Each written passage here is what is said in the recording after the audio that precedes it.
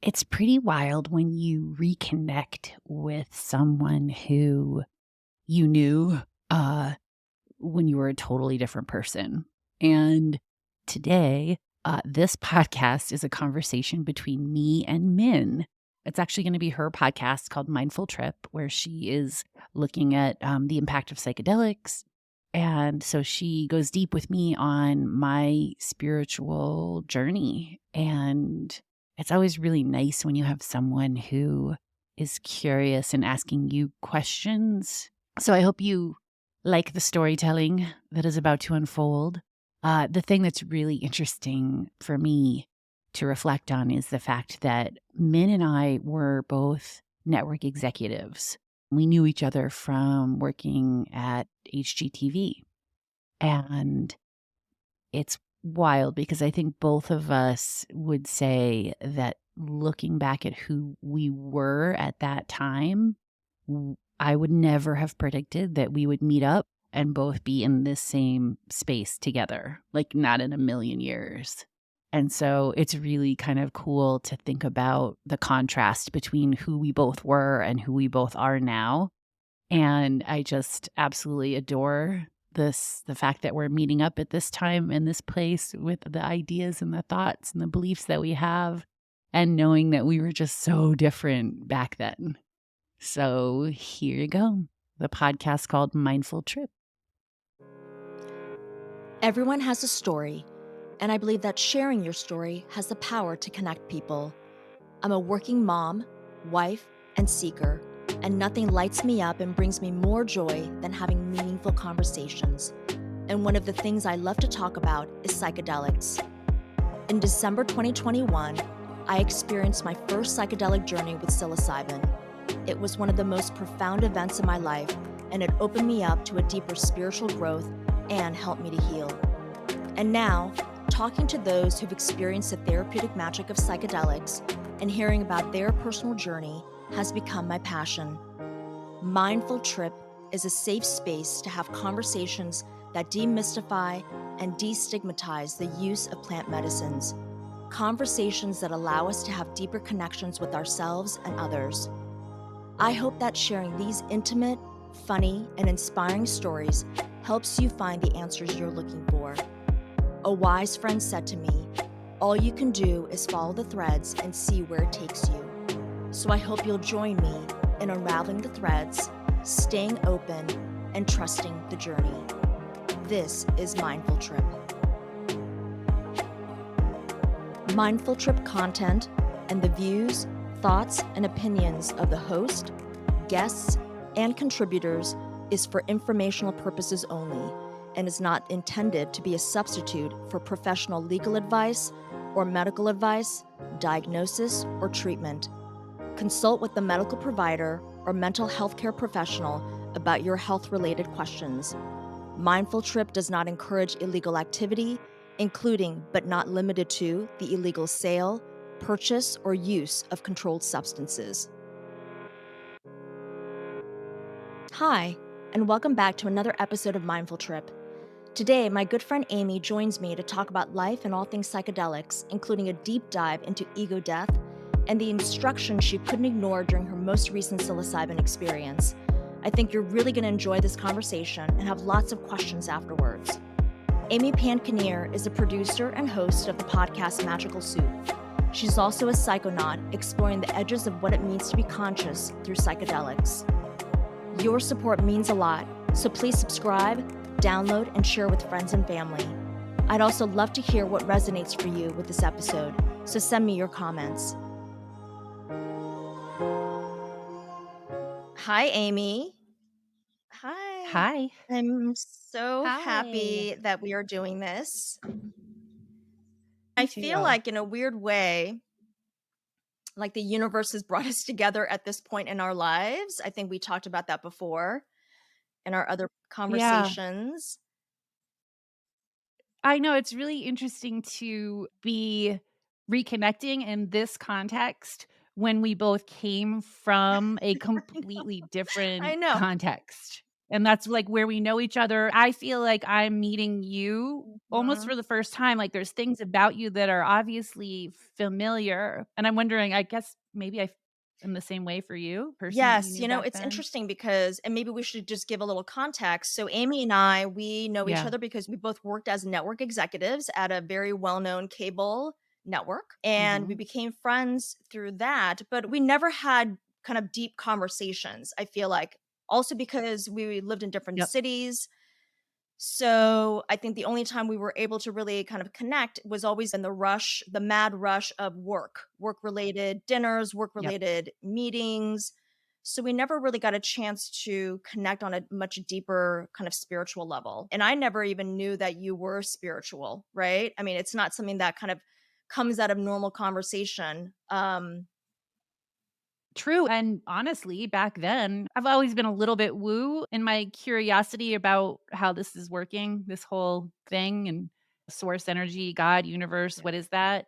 I've always had curiosity around that, but back then I was like, I wasn't right. conscious, so I wasn't really having these deep conversations. I feel like back then we were just so thrown into the whirlwind of work, and there was a lot of Yeah, pressure, and I think there yeah, just wasn't any space to even really forge deeper relationships, even if we wanted to.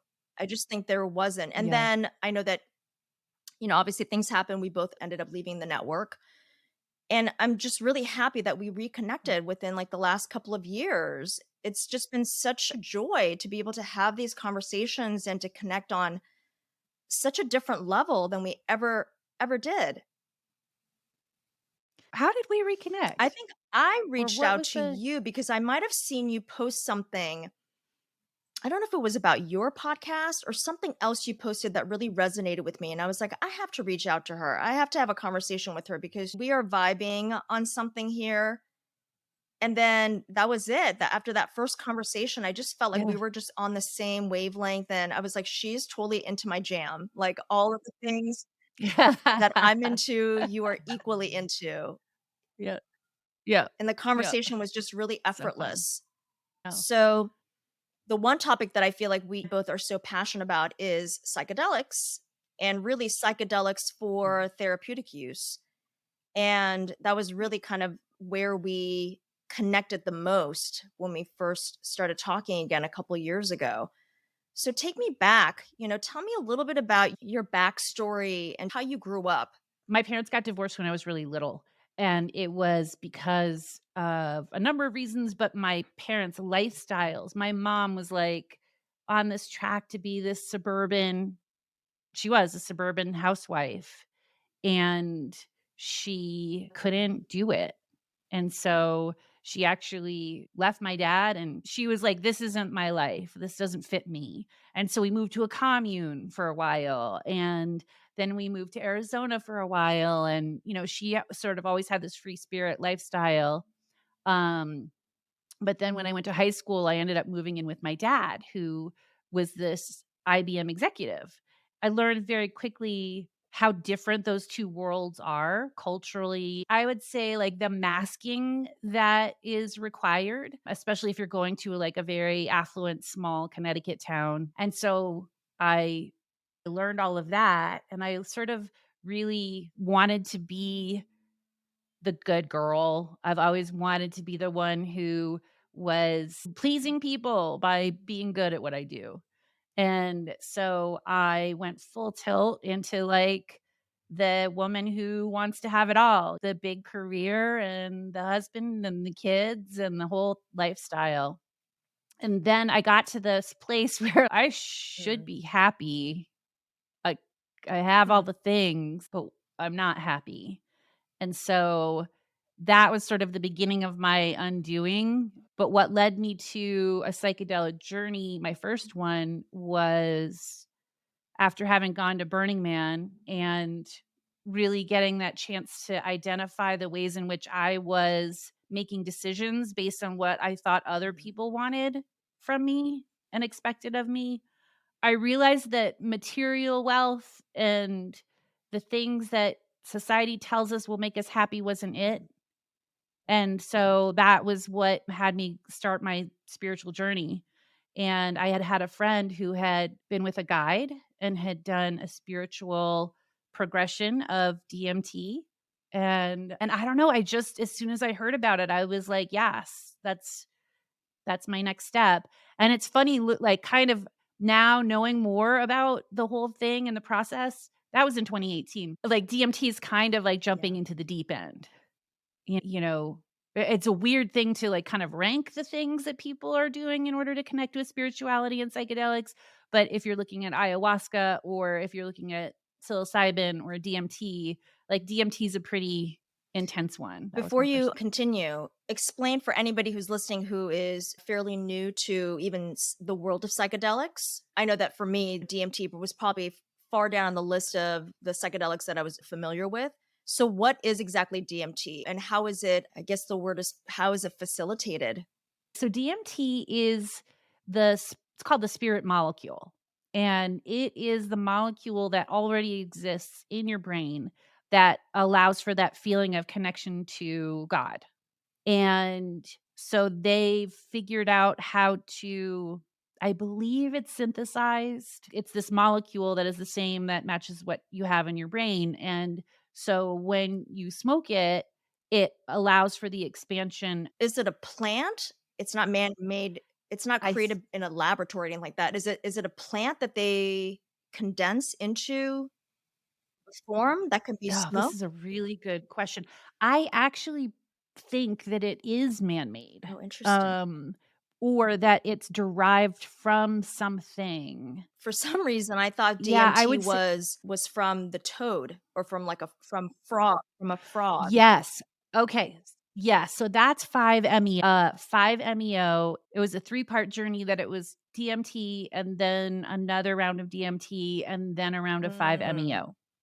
So DMT is the sort of MDMA of it's a molecule that's been created, but the 5-MeO is sustainably harvested from God, toads. it's so fascinating. I mean, the fact that somebody actually Yeah. thought, "We're gonna take this thing from a toad," and somehow somebody had to try it, right? Yeah. For whatever the reason, they Yeah. thought they wanted to try it, and then they realized that it had hallucinogenic properties. It's Yeah. interesting, but it's also very bizarre if you really think about it. Plants are one thing. I Well, get I get plants, but a toad. yeah. You're gonna appreciate this because of what I know about you, but the thing that's really wild, the dots that I connected about 5-MeO, which kinda blew my mind is, I grew up in Tucson, Arizona, and I don't know if you know this about Tucson, but there are so many, like, sightings of UFOs. There have been sightings of UFOs in Tucson, like, in the desert around Tucson forever, and I actually like, my brother and sister and I all, like, witnessed a whole lights thing Oh that my was goodness. really wild. But what was crazy is that when I was looking into 5-MeO and realized that it was from a toad and then found out the toad is from the Mhm. Sonoran Desert, which is the desert around Tucson, I was like, You're like, "There's "Hmm." definitely a connection. There's something going on here energetically." So what made you decide that you wanted to try Yeah. DMT as your first kind of jump into psychedelics versus maybe MDMA or psilocybin? So to be clear, I had done MDMA before. I hadn't done it in a therapeutic setting, but I knew that one to me is more of a heart-opening, like, healing relationship kind of therapeutic. It would probably be good to say that before I decided to do this, I had already done a lot of work healing some pretty significant trauma, and one of the things that I did was Mm. EMDR. And if you don't know what EMDR is, it's a therapy that's very specific when it comes to reprogramming the wiring in your brain through a trauma.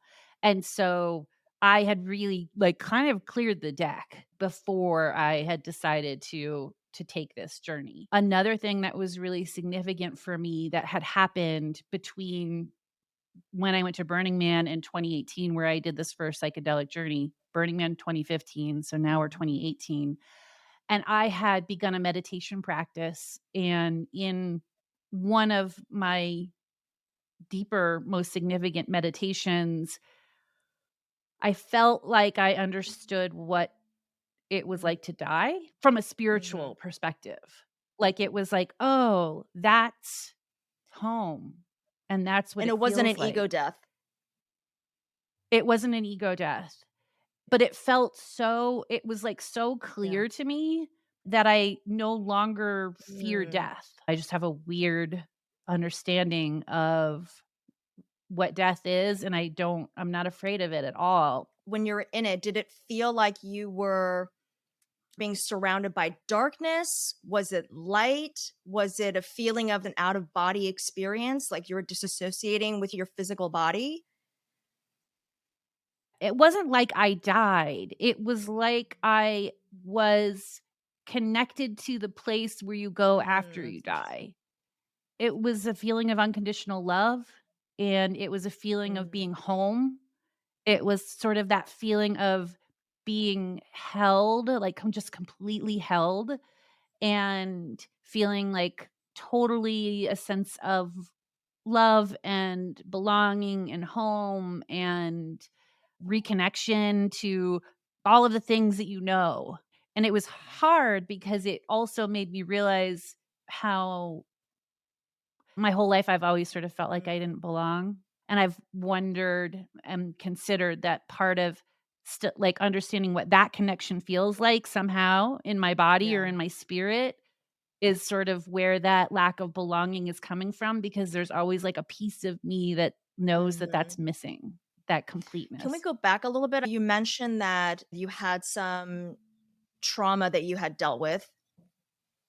I don't know if you feel comfortable sharing to the extent of what that was, because I know that a lot of people, myself included, varying degrees of trauma that you experience and emotional wounds that you do carry from childhood into adulthood and how that affects you, right? The triggers that you have, the types of relationships that you have with not only romantic relationships, but with friendships, even work relationships, and how Yeah. that's affected. I really feel like part of the awakening process, part of the process of becoming conscious, which is I felt like happened to me is well, it did happen. You have to look at yourself and you have to allow yourself to feel all of the ways that you have made choices and decisions and shown up that has caused pain and suffering in Mm, your own life. Understanding the ways that you are causing your own suffering mhm. is really hard. There's regret, right? Like, as soon as you recognize what it is, if you really, like, understand what it is that you've been doing and how you've been showing up and then how that's impacted the people in your life, it's so sad, and then there's this, like, overwhelm, and then there's this regret. That was a tough one for me because I was like, you don't get to luxuriate in the regret now. You've caused this harm, and now you have to make it right and show up differently, and you don't get to hang out in the space of regret. And especially when it came to me being, like, a mom and, like, all of the ways that I felt like I had let my kids down by being on autopilot and by being stressed out and not having energy for them. That was hard. That It's was so really hard hard. to live with that feeling of regret, guilt, shame, right? I think it really paralyzes people, myself Yeah. included. You become so fearful because that shame builds up, and you don't even realize sometimes that it's shame until you really take a Yeah. step back and really evaluate what you have been doing, your patterns of behavior, right? The way that you react to certain Mhm. situations, the way that you're Yep. triggered. So you're having this moment of self-reflection. What was the DMT experience like for you? Mm. First of all, like, who did you do it with? Where was this? It was here Okay. in Denver, and it was with this woman who is a really Mm, experienced guide, and she's sort of known in the community here. I didn't have a lot of expectation around what was mhm, gonna happen. I knew that some people struggled with ego death when they go on a psychedelic journey. And for me, I wasn't concerned about that. What I actually was concerned about was that I would end up back in that place that I had felt during that meditation, and I would just Mm, wanna stay. And you talk about these things, like, you're able to sort of express, what are you afraid of? What are you hopeful for? That kind of thing. But I did a deep meditation beforehand. We looked at my human design. And then the first trip, I guess, that I went on, there is an element of it that where you cannot really express where you go and what it mm, feels like. The information that I got from where I went and what happened was that it was very clear to me that this reality mm, is malleable. It was like I understood dimensions and fractals and energy, and that the physicality is an illusion that we have. Did it feel like a lucid And dream in so a sense? yeah, yep, Like everything is really yep. vibrant and heightened in a way that you feel like it's not real, but then you know that it's real. I mean, it's it's hard to say. You kind of leave the planet, like you I would love to do that actually. I mean, it sort of does suspend your sense of time and space. It feels like you were gone for a very long time, and you are not. You were really only gone for a few minutes, but it's like a lifetime of information happened. But that's what a lot of people say, even So, people who have like near death experiences, when they come back, they always say, God, it felt like it was days and weeks. And then they realize it was only 30 minutes, at least in this third dimension yeah. when they come back. Our concept of time is relative. We experience that all the Mhm. time, right? Speeding up and slowing down. You can have 30 seconds feel like a lifetime. So to the DMT, I'll finish the experience, and I also want to make sure to put an asterisk or a caveat on a DMT is not a guaranteed warm and fuzzy at all. Mine ended up being really spiritual and very loving and warm and fuzzy. But much like any of the other medicines, you're on the ride that you need to be on in order to break through to the next level of your awakening process. And for some people, it is ego death. For some people, it is trauma that they maybe haven't unpacked or looked at yet. So I want to make sure to be very careful about that part of it because it's not a joke. It's incredibly helpful and very therapeutic. And I've seen amazing things happen. And it is that this journey, this DMT journey, absolutely transformed my life. Thank you for adding that caveat because I think with psychedelics, if you've never tried it or if you are potentially doing your research and trying to find out as much information before you delve into it, I always tell people there's no guarantee of what type of journey you're going to have. It can be either a really Yeah. magical and mystical experience where you do really feel like you're connecting to source, your higher self, whatever you want to call it, God. Or it could be Yeah. incredibly challenging and really, really difficult. There's a lot of shadow work that comes out of people's journeys. So Yep. for you, after Yep. this journey, because it was so spiritual for you. Well, I didn't even tell you the most Oh, spiritual part. share, please. I know. Yeah. So the second time, so that was the first one. The second one was a little bit higher DMT dose.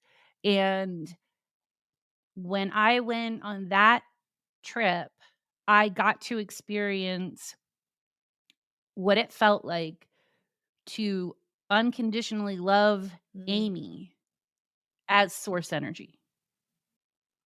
And I got to look at Amy and all of the ways that she has struggled and been mhm, brave and overcome adversity and learned and grown and made mistakes and why she made those mistakes, and I got to have this experience of feeling what it was like to be source energy, loving, unconditionally loving me, and that has forever changed my life. The piece of it that for me I have had to work on was loving myself and not caring what people think.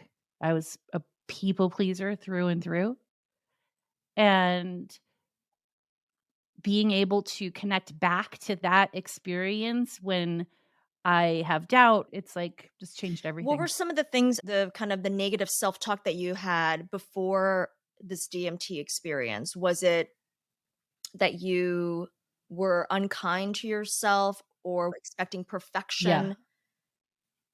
Yep. All of that. All of that. And in addition to that, I was so programmed to wanna please other people that I had this whole moment where I realized I didn't even know what I Mm, liked. I didn't know. When I was, like, left to my own devices, like, "What do you wanna do for fun?" I had no idea because everything that I did was for the people in my mm. life because I did that, right? This is not a blame thing at all. I did that. I was like, "Oh, you're really interested in that? I will be too." This is honestly, it gives me such a different perspective about you and really shows that I did not know you as well as I thought I did when we worked together, because I never would have assumed or guessed that you were such a people pleaser and that you didn't have a real sense of who you were and what you liked and what you wanted. Because what I saw, or at least what you portrayed and what you put out into the world, was somebody who was very sweet, very kind, very smart, super creative, and also with opinions. I don't think I ever really thought about you as somebody who would sit back at meetings and say that you just agree just to agree. I'll definitely clarify that because there is this idea that a people pleaser is somehow someone who's meek or unopinionated. That's not my version of Mm, people pleasing. My version of people pleasing is I would constantly be paying attention to how other people react, how they mm, feel, and then I try to make mm. it better. Right? Sometimes my creative opinions would poke through above my people pleasing. I wanted to be really good at what it is that I was doing. But when I'm thinking about my own personal life, I'm assessing what would make my kids Mm, happy, what would make my love at that time happy. How can I create scenarios where they're all having a good time? And so you're like this energy mm. manager, I right? mean, that's like every woman, right? Even if you're not Yes. a quote Yeah. unquote, you don't define yourself as a people pleaser, we're always thinking of somebody else's happiness and their needs over ours. It's such Yeah. a female caretaker mentality and personality profile. Well, it is, and in addition to that, like, being able to express my opinion on a creative project, easy. Being able to tell someone what I want romantically, emotionally, that's not what I was doing at all. I'm still working on expressing myself when it comes to, like, my own needs, like, physical needs, emotional needs, But progress. why do you feel like you can't speak up and express your needs? Is it fear of rejection, fear of abandonment? It goes back to the people Mm, pleasing. I can tell this person wants yeah, this from me. And so I'm gonna not even think about whether it is that I wanna do that or whether I need to do that. I'm just gonna go with it. And because it makes them happy. Yeah. yeah, because it makes them happy. There's also, like, a part of that, the shadow side of that, right, is what am I doing? I'm trying to make it so that you cannot exist Right, without me because I'm showing up exactly how you want me right, to, right. And losing yourself in the and process. losing myself Mhm. in the process. This is why I'm so happy that we were able to reconnect, because I'm getting to know you on such a deeper level of who you really are as a person. And Mm. I'm so grateful that you are sharing this with me because it takes a lot of courage and a lot of vulnerability to just to open up and to talk about your struggles and talk about your flaws. Nobody wants to do that. Everybody wants to be like, everything's great, everything's perfect. I have it all figured out. Yeah. And none of us have it figured out. Yeah. As you get older, you realize actually you have nothing figured out. Nothing figured out. Nothing figured out. I appreciate you saying that because it has not been easy. I have had as part of my more recent journeys with mushrooms, the mushrooms actually were like part of what I got from those journeys is I need to talk about this stuff. And I've been struggling with that because I do love my privacy and I don't necessarily really care to put myself out there. I love my quiet little corner Mhm. of the world, but I also understand how much other women have helped me on my journey and who am I to what gatekeep what it is that I'm learning about how to have the life that really Yes. suits me. That is the life that I Yes. truly dream of. And I see it just like moving in this beautiful direction that I couldn't have seen for Mhm. myself before. I didn't see it for myself, and I didn't think it was possible, and now it's here because of the steps that I've taken, and everyone has different steps to take. I feel like there's some specific pieces that are applying to everyone on their journey, and I don't care anymore what people think. So, that's that. I'm just gonna be me, right? And that's like, that's just free. And I lived for so long caring so much about what other people think. So And it's such much. a gift. I mean, when So, you start to open yourself up, because I'm like that too. I mean, I repressed a lot of my feelings, just the way that I grew up culturally. My parents, we never mm, had conversations about feelings. So to yep. to actually be able to open up and talk to even my closest girlfriends about how I'm feeling and to share if I'm feeling really vulnerable about something, if I'm scared about something, feeling anxious, it's just like you, it's taken a lot for me to do that and to not put up that facade that everything's okay. Not that I ever have tried to portray myself as being perfect, but that like I have my shit together, right? And you just never want Yep. people to think that you are fallible in some strange way. And I don't know why, I don't know where that comes from. Probably a sense of wanting to be perfect all the time. But it's such Yeah. a gift that you are sharing and talking about it because it really is the only way that we can connect. Yeah. Otherwise, it's just a very superficial relationship. If you and I Yeah. had never started having these conversations, it would have been fine, right? We would have checked in and said, Yeah. "Hi, hope everything's good," and Yep. right, "How's How's life?" And life? then that would have been it.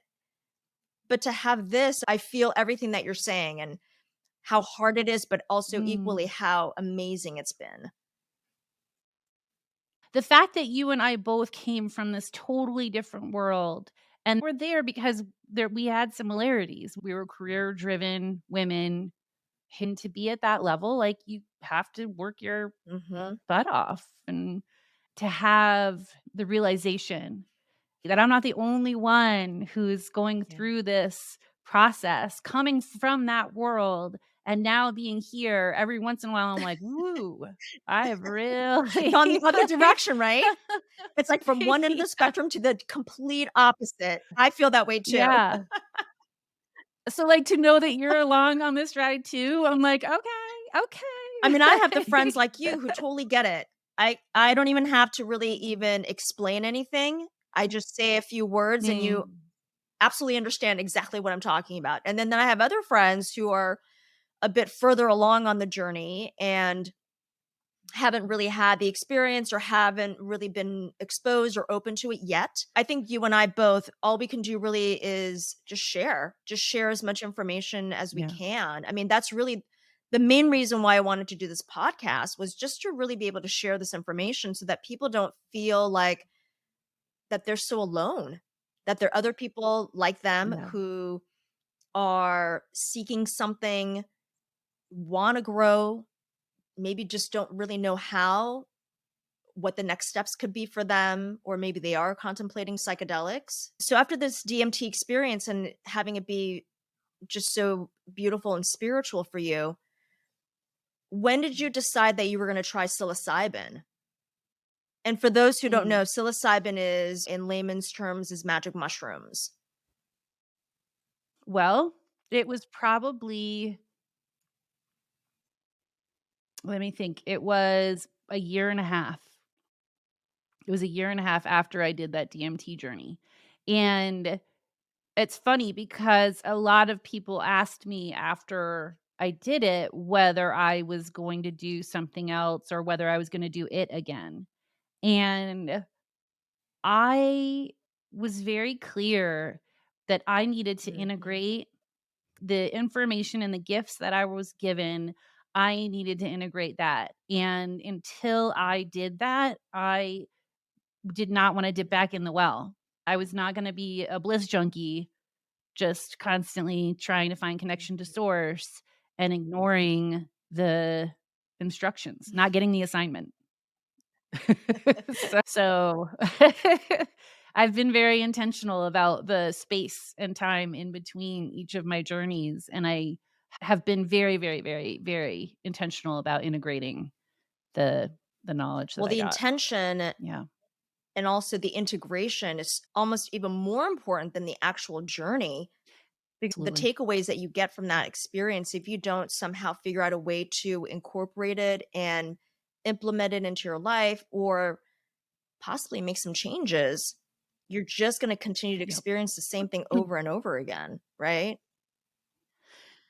Yeah, I actually think that you are opening yourself up to a more intense ride Mhm. if you don't listen, right? That you were approaching source energy or whatever this is and saying, "Hey, I'm opening Yeah. myself up to what you have to say Yes. to me specifically."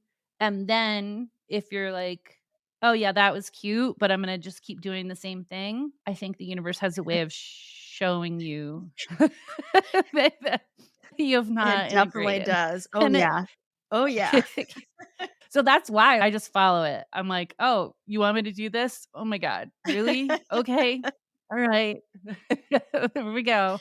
Well, I know you've done a few psilocybin journeys. Maybe you can pick one and talk to me about that actual experience. Who was your facilitator? Did you do it by yourself with that person guiding you, or was it in a group setting? And then also how you did these integrations, like from the DMT experience to now with after doing a few Mm. psilocybin journeys.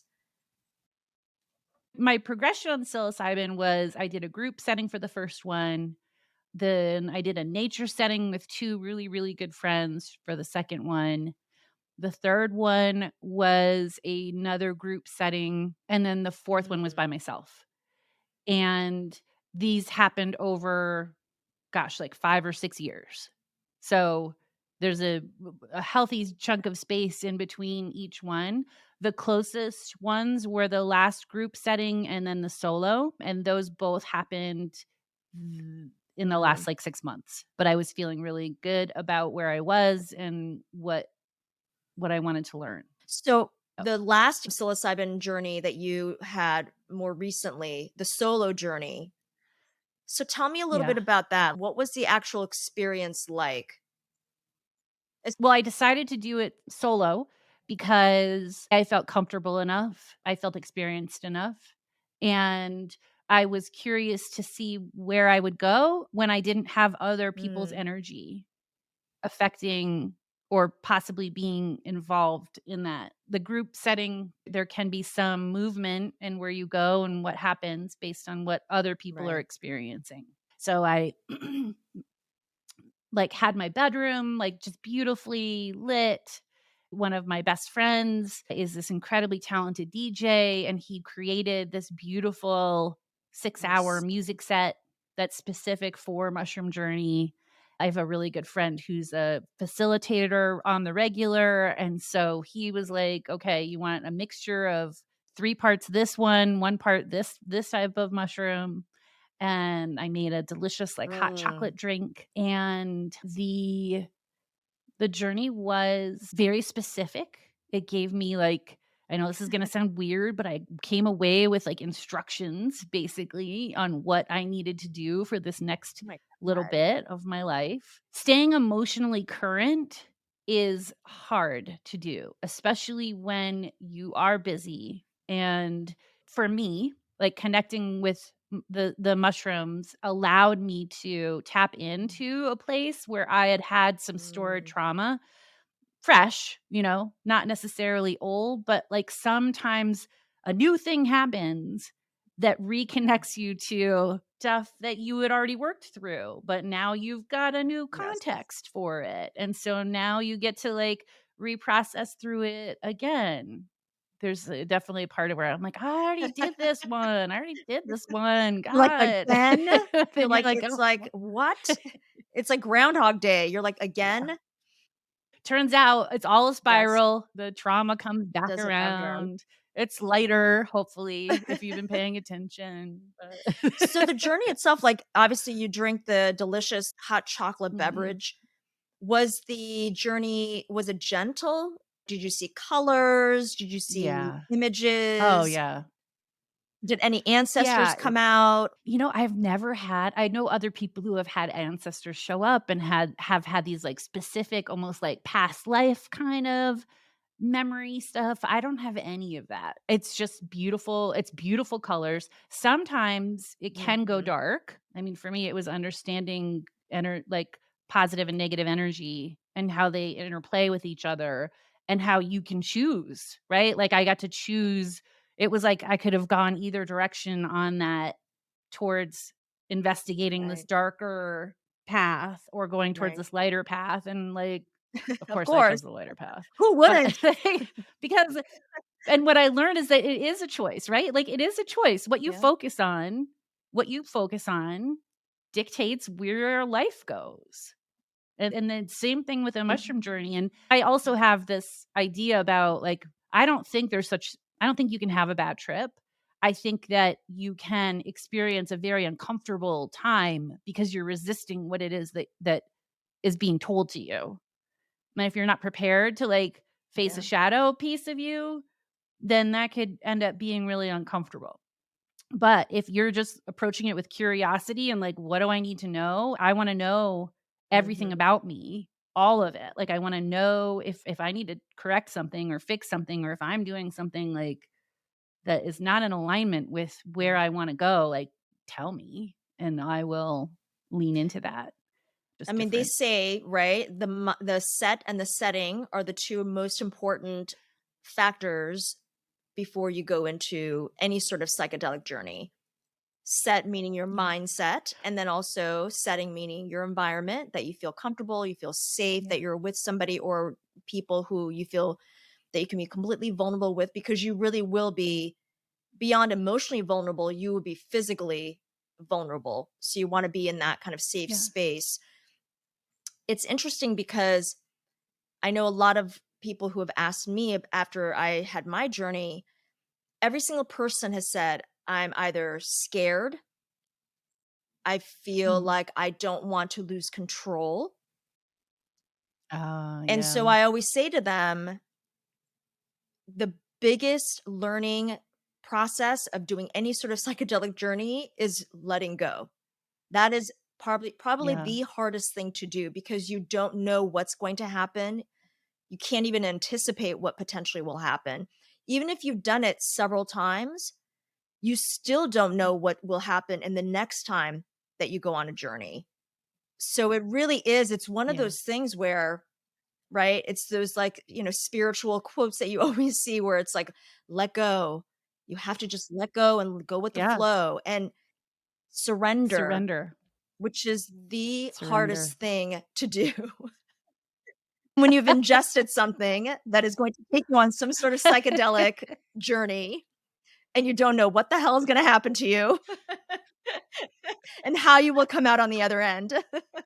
Well well, it's funny that you say that because ever since that meditation, I've been like, "Yes, surrender, take me. I wanna dissolve into nothing. Let's go." And I'm like and so what's funny is that one of the instructions that I got on my last journey was that I'm no longer allowed to leave the planet. So I'm in the Yes, I want you to talk about the like, instructions. Okay, so I just want to make sure we finish the actual experience, the yeah. last psilocybin journey that you had by yourself.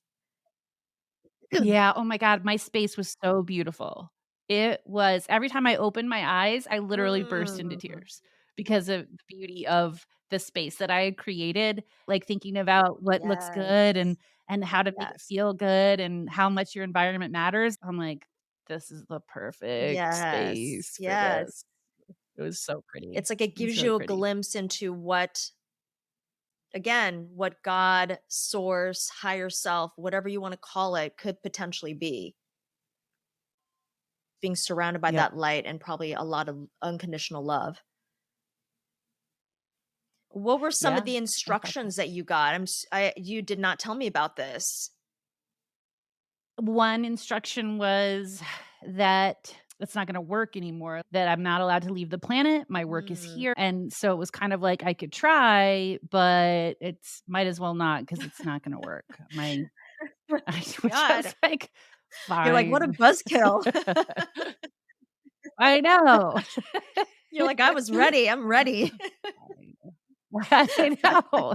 I'm like, "But they're so So fun." fun. It's fun to leave the It's planet. so fun. I know in Yeah, a it's cool. weird way, it is hard not to get, and I'm not saying that you or I or anybody else would get addicted or hooked on this, but when you've experienced something that's really magical in in a psychedelic journey, it is Yeah. really hard to come down and ground yourself. I found for me, it took Yep. me several months to really ground myself because I felt so good. I felt so connected Yeah. to everybody and everything. I did really feel like my heart opened. And I know that sounds completely Yeah. cheesy. It sounds like one of those things that you would read or watch on some sort of like spiritual message board or quote. But I really felt like my heart opened in a way that it had not in a long time. Mm. Yeah. There's an interesting common thread between most people who do, like, mushrooms specifically for the first time, and you come out of it and you're like, "Oh my god, if everyone just did mushrooms, the world would be Oh my such a God. better I know. place." I Like, know. right? You understand that we're all connected. You understand that we all come from the same place, and I don't know, it's just yeah, it's like loving you is loving Yes. me. And your level of empathy just And increases, right, after that yeah, type of experience, yeah, because there's no way that you can come out of that unchanged. There's no way. Even if you change just a little bit, mm, that moves you even closer to whatever you are yeah. potentially seeking or whatever changes you're trying to make in your life. Well, and what's interesting too is I've met a bunch of people mushrooms were never part of my world. Like, mushrooms were not in my world literally until Right. 2019. Like, a little bit in Burning Man like that, but not really, not in the way that they are. Why did you And hesitate? Why the thing why do you that's think that the mushrooms it didn't call to you? I think it was because it was mostly in a recreational context. And I would meet a lot of people who did mushrooms, like, in college, and the way that they talked about them didn't make me really wanna Hmm. do it. And it's interesting now because the way I talk about mushrooms is very different, and so when I run into someone like that, and they're like, "What is this you're talking about?" Because my experience is this college recreational Yes. thing that I did, and I'm like, "Yeah, it's not the same. It's actually You're really like, not it's the actually same." completely different. I mean, it It's is almost completely hard to different. Yeah. describe sometimes because I find that sometimes there are no words to properly articulate exactly what you experienced beyond trying to describe the visuals, the color patterns, the fractals, whatever it is, right? Your Yep. ancestors coming to Yep. visit you. Yep. It's the only way that I could describe it ever is really it feels almost like a lucid dream, but at a Mm. heightened level that you can't even you can't even describe it. It is on a completely different level. You really do feel like you are in a different dimension. Like we know this third Yeah. dimension, right? It's heavy, it Yeah. grounds you. You really feel like you've like entered like the fifth or the sixth, or even I know for some people, right, depending on how much of the dosage they take, Yeah. is that they can really get up there into a dimension where it Yeah. is beyond what you could even imagine or think that you've ever seen in a movie or read about. Yep. Yeah, what was your biggest takeaway from yours? Mine was, I mean, I had some trauma and some healing that needed to get done. My biggest takeaway really was that we are all connected and that listening to your inner voice, that your higher self is always there and that it will always guide you. Yeah. So no matter if you Yeah. do or you don't believe in guardian angels, spirit guides, source, your ancestors, whatever it is, that your higher self is just it's there and you have to trust your intuition. You know, they don't call it gut Yep. instinct for a reason, right? It you have to listen Mm. to your gut. And I know there have definitely been times when Yeah. I ignored my gut and the outcome of certain events were probably not favorable. And then I know for a fact, because I know you and I have talked about this, where I have trusted my gut and the synchronicities happened, everything just kind of lined Yep. up. Everything was Yep. effortless. And then you just know that Yep. you're aligned and that you're on the right path, whatever it is, whatever the outcome Yep. is supposed to be. Yep. Yep. Yeah. So for you, this loud and clear message about what you could and couldn't do anymore, that you can't leave. Yeah. You are here. You are Yeah. earthbound for now. Yeah. You're Yep. grounded in a sense. What did you do to integrate what you had learned, your takeaways from this maybe this latest psilocybin journey? So one of the other instructions that I got was that I needed to stop Mm, hiding. And my interpretation of that is doing video along with my podcast because I am a TV person. That's my interpretation of what that means. Am I totally confident that that's what I should be doing? No, but I'm going to move in that direction. I think as long as I am it's my intuition, it's my higher self talking to me. So why wouldn't I? Why wouldn't I try to do what it is that it's that Well, it's what's your saying? biggest fear if you Um, did add a video component to your podcast and it becomes a video podcast?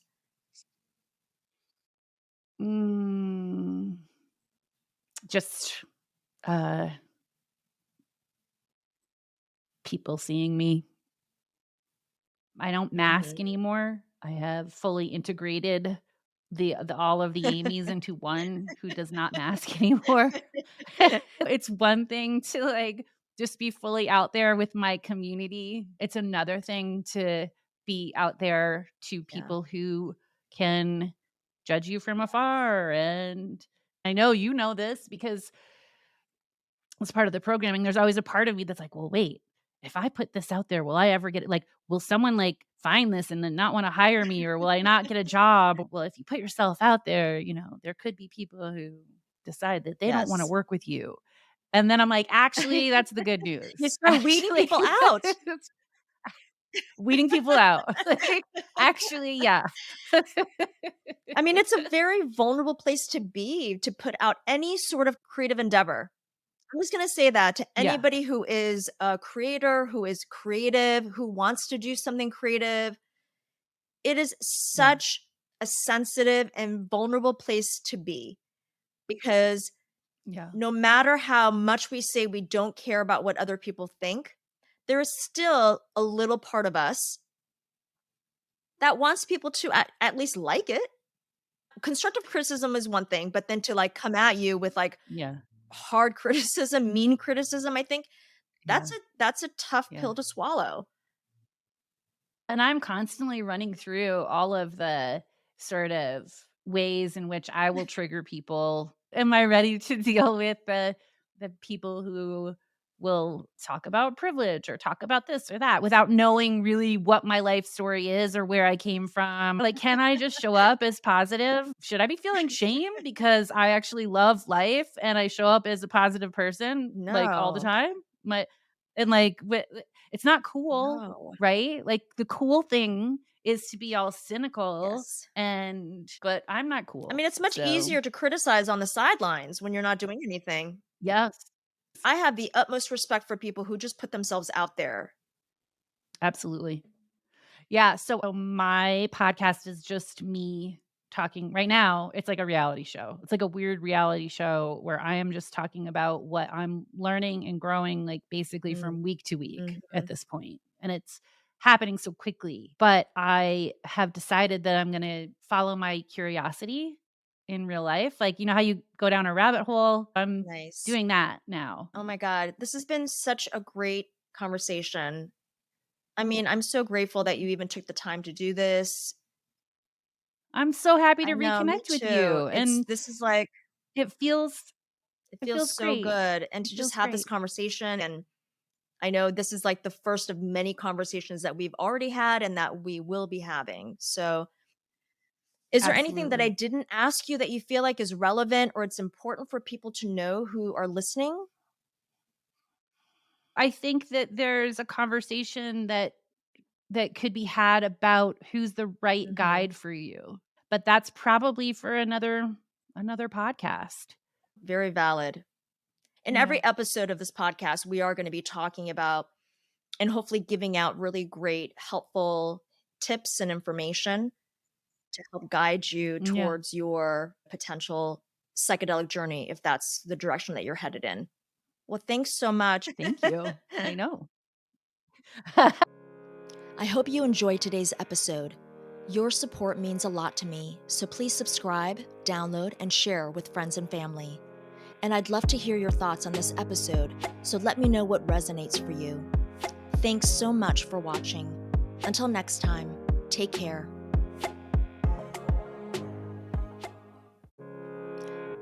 Everyone has a story, and I believe that sharing your story